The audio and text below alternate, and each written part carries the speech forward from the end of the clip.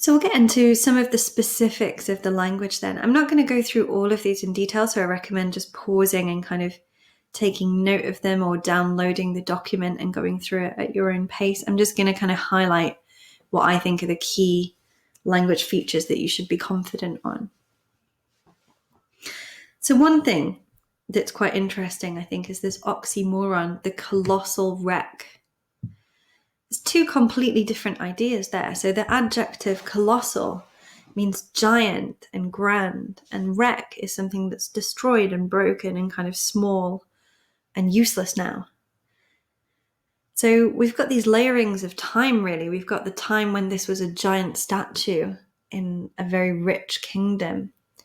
At the time that Ramses would have been in power, ancient Egypt was probably the most civilized and kind of wealthy civilization in the whole world. So this once great kingdom and once very powerful and wealthy culture has now faded. When I was a kid, I really wanted to be an Egyptologist, and I was obsessed with ancient Egypt. So I think partly that's why I love this poem. But if you don't know about ancient Egypt, I really recommend reading about it at some point. In the descriptive writing lessons on Scribbly, I have an example descriptive piece I wrote about myself when I went to the pyramids when I was 12. And you can read that for an idea of how it feels to be at the pyramids or to go inside the pyramids. I'll stop talking about Egypt. I'll talk more about the specifics of the poem. So we have this oxymoron, colossal, like a colossus, juxtaposed with wreck, something broken and useless.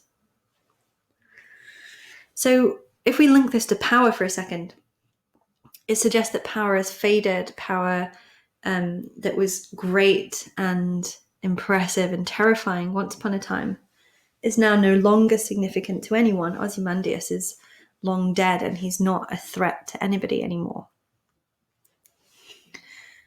One of the most important features is this extended metaphor. So the statue of Ozymandias is sinking back into the desert sands, and this is an extended metaphor for politics and power and the way that they fade into history over time. So the sand is kind of like history, and the individual Ozymandias is kind of crumbling back into it because he's being forgotten, and everything he built and everything that he did is starting to fade away. So it's about the fleetingness of power, how you can't live forever, even if you're still around after you're dead, because things that you made last, eventually those things are going to fade. So time erodes the memory of Ozymandias, and in the same way, the desert erodes the physical remnants of Ozymandias' kingdom. So there's this layering of the physical world and everything returning back to dust or to matter, and the kind of world of ideas and thoughts where we have history and we have things that we remember and things that fade out of our memory in time. There's a lot of symbolism here as well, many examples of symbolism. So I've not gone through all of them here. I want you to have a look for the other ones yourself. But when things represent a symbol, they represent something more than themselves. We call that symbolism. So the shattered visage, I think, is quite symbolic. It's a visual image, a shattered face lying in the desert. We have this idea that it represents the king. So his, it's only a sculpture and the sculpture is just broken. But the sculpture is a symbol for the king himself. So if the sculpture is not maintained and it's kind of faded over time and it's been abandoned and broken, then the idea of Ozymandias himself and Ozymandias' own power has followed that same process. So people have abandoned his kingdom, they've abandoned worshipping or looking at his statue, and therefore they're abandoning their faith or belief in him as well. So his reputation, his fame, his glory, and his power are all lying equally in tatters because he's fading into nothing. There's a semantic field of destruction.